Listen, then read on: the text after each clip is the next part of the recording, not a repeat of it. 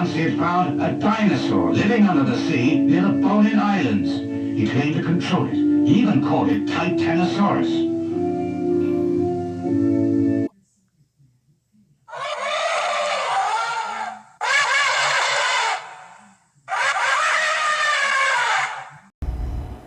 What is up, all my kaiju friends and fans? This is Phil, the Kaiju King, from my collection room here in Greater Cincinnati. And in this video, I am doing a viewer requested video. It's actually a local guy that works in my local area at the movie theater. I always tend to watch movies.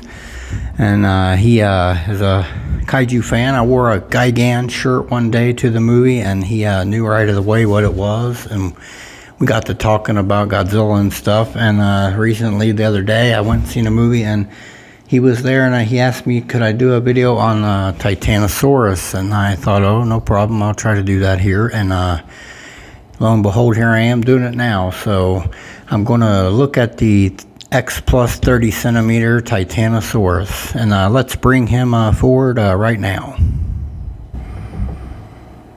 And I'm back, everybody, and here it is, the X plus 30 centimeter Titanosaurus from the 1975 film, the final film in the Showa era, Terror of Mechagodzilla. Of course, Titanosaurus, in my opinion, is the seahorse kaiju in the Toho universe, especially from his neck and head. I mean, he looks like a seahorse, in my opinion. That's just when I look at it, I think it's what he looks like. So, but like I said, he's from the final movie of the Showa era, and this movie was a reversal of sorts from 1974's Godzilla versus Mechagodzilla, in which Mechagodzilla was handicapped 2 versus 1 against Godzilla and King Caesar.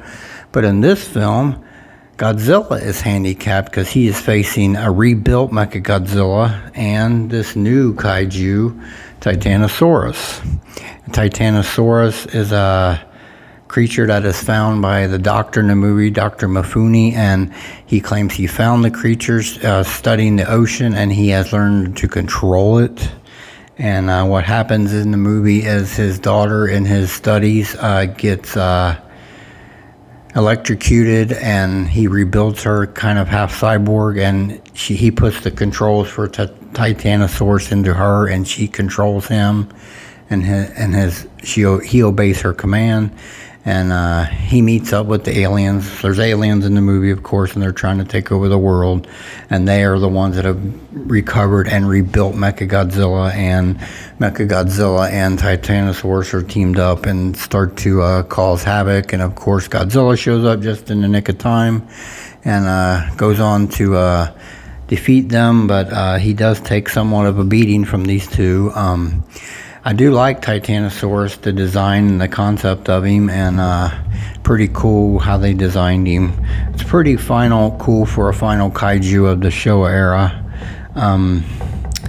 I like his design, I like his roar. His roar is pretty unique, and the movie overall was pretty good. And it's a fond farewell to the Showa era, and it's kind of melancholy at the end when you see the actually, in the water, it's the imposter Godzilla suit that is roaring and looking back, and then turns and walks off into the ocean. And it's kind of melancholy because you later realize that is the end of the Showa era, and the music is kind of somber and downtoned there. And it's just kind of sad when you watch the end of that movie and you think about it. But it's a pretty cool movie, pretty good movie. Of course, the alien concept has been used by Toho before, but I like how they did it and how they used it. And the kaiju action's really great in the movie. Some goofy stuff in it, but when Titanosaurus clamps on the Godzilla's upper jaw and is punching him, and he's going way up in the air, it's kind of funny and comical, but nonetheless, it's pretty cool. But it's just cool how the tables got turned on Godzilla in the film, and he is in handicap mode, but he hulks up and powers up and defeats them in the end. As far as this figure goes, it is a pretty tall figure, 30 centimeter in scale. You will see in my size comparisons. It's a pretty nicely done figure. The tail pretty much isn't very long or anything, goes down and touches, and it's a fan tail. It's spread out on this figure, and I don't know if it was this or the 25 centimeter. The Rick edition was the closed tail, because he opened and closed the tail in the movie, and he would open it and use it as a powerful fan and would cause typhoon-like winds when he fanned it. But the tail is open on this figure, and it's got a nice orange at the base of the fan and goes out, and the tips of it is yellow, but it's nicely done. The tail, along with the rest of the whole body, is a dark reddish in color with some yellowish highlighted areas, yellowish silverish color kind of. But it's predominantly red, and it's got the black bumpy skin texture all over the figure and the body, just like the suit. And to me, he's got Titanosaurus measles, I guess, and they're all black in color, the bumps, and it's all over his body from head to toe. It's more pronounced on the body. On the head, he still has the bumps, but they're smaller. But his body is pretty much red, like I said, a little bit of yellowish, silverish, tonish striped areas on him, but it's predominantly red. But he's nicely done. He's got a big fin on his back here that runs down, up and down his back. It's big at the top by his neck and then gets smaller as it goes down. And it is orange at the base and then yellow at the outer tip. It's pretty cool. His feet are nicely done. His 3 toes on his feet. The nails are bone white. Same on his upper paws and hand claws here. The nails are 3. There's 3 fingers on his paws. Nails are bone white. Of course, he's got the chunky Titanosaurus hips in the movie. If you notice, every time it shows him, he's got kind of skinny legs, but his hips and stuff are kind of chunky, and this figure does have that, so it's pretty cool that he has that. But like I said, the black bumpy textured skin is all over him from the back of his tail all the way up his tail, on both legs, both thighs, both backside on his back. They're prominent on his back, the bumpy black skin, and it's on his arms, on his neck, everywhere on his body. He has the black bumpy skin. Of course, on his chest and midsection is the creamish color, creamish yellow color. On the underarms as well, the creamish yellow color. And on his neck, it's the creamish yellow color with some nice suit wrinkling there on the neck. It's pretty cool how they did it. There's nice suit wrinkling in the knee area too. It's pretty cool.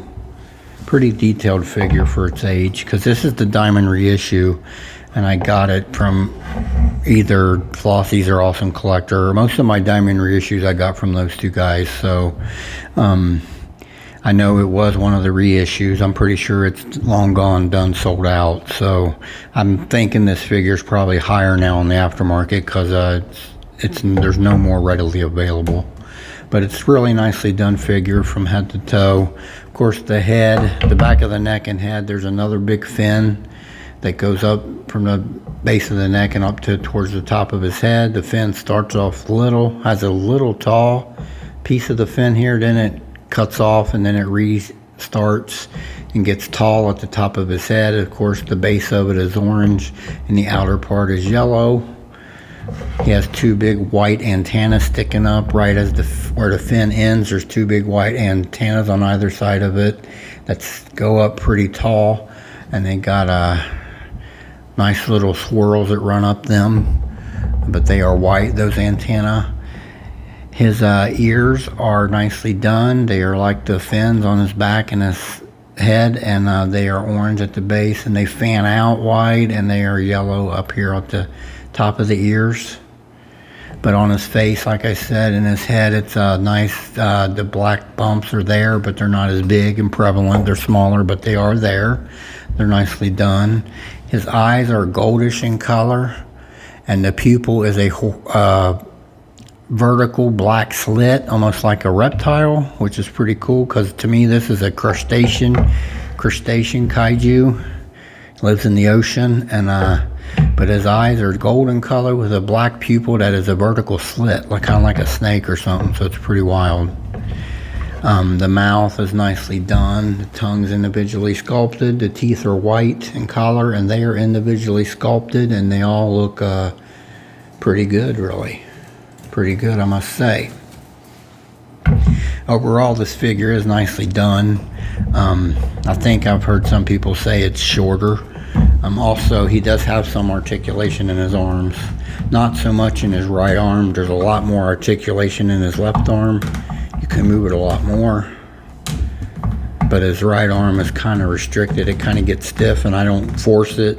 It moves about that much, about an inch maybe, but the left arm moves quite a bit. But that's the only articulation in the figure. But it is really nicely done figure for I think it is anyway. I don't have the 25. They made a 25 centimeter. I don't know the comparisons between them, but this one, in my view, is pretty well done rendition of Titanosaurus. All right, I'll move on to some quick size comparisons, and let's do that right now. All right, everybody. Here I have my Godzilla 1989 original release X plus 30 centimeter, and the Godzilla 2000 version 2, the dynamic pose. As you can see, Titanosaurus is quite taller than either one of these. The Titanosaurus, I would say, is one of the taller of the 30 centimeter figures as far as height goes. Not so much bulk, but just pure height. All right, let's do another size comparisons right now. All right, everybody, I'm back. I got my two custom Godzilla 1975s here, and Dogzilla as well joined the party. But those are two custom 1975 closed mouth Godzillas. They were made by Mark Sang-Yang. I think I've heard people say that this Titanosaurus is too short for the X Plus version. I think it's about right. I don't pick on that too much, but he looks really good with these two custom Godzillas. But I mean, the X Plus is a smidge taller than this one's taller than that one. So, but I think he's pretty close in height. It's not too bad. It could be worse, I guess. But so I know some people have said that the Titanosaurus is a bit short for the Godzilla. I'm gonna bring him up next, so we'll get a good look at it. All right, let's move on to my final size comparisons right now. All right, everybody, I'm back. Here is the 30 centimeter Mechagodzilla 1975 and the X Plus 30 centimeter Godzilla 1975. So this is the whole setup from the film in 30 centimeter scale. All three of the kaiju that show up in the film, X Plus gave them all to us in 30 centimeter. They are also all on 25 centimeter, even though the 25 centimeter Godzilla is not a favorite of anyone, really. I don't think he doesn't look exactly right. This one is a lot better, in my opinion, anyway. But as far as sizing, I feel like it's not that far off. I think Titanosaurus may be just a half-inch taller, but I don't really pick on that too much.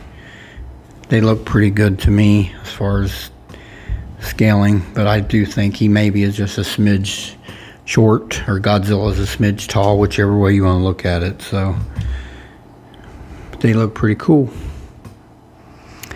All right, I'll move on to some quick final thoughts on this figure, and let's do that right now. All right, everybody, I'm back. Titanosaurus is up here solo now.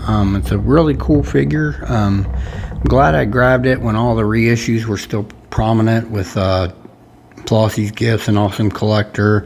I think they've really thinned down on the reissues in their stock now, which is sad.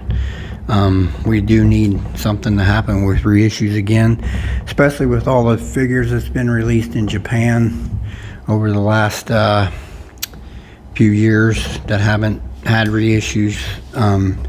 All the gigantics, it's happened, all the 30 centimeter, all the 25s. It would be nice to see them reissued again. But this one, I am glad I did grab it, because I do like to have the movie setups. I've heard Leslie Chambers say that in the past, that he's all about the movie setups, and it's cool to have them all the kaiju from the films. It is. So I agree with him in that regard. It is really cool to have all the kaiju from the movies and have them together. And I like to do the dioramas, so when you have them all and you can do a diorama with them all, it's pretty cool. So, but I would recommend, if you can find this figure, if you're a Terror Mechagodzilla fan, I would recommend it to complete your collection for that film. Really cool. Alright, I will bring the camera closer here for a close-up of this guy. If you have any comments, leave them below. If you like the video, hit the like. And this is Phil, the Kaiju King, from my collection room here in Greater Cincinnati. I want to wish everyone a very blessed day. Talk to you later.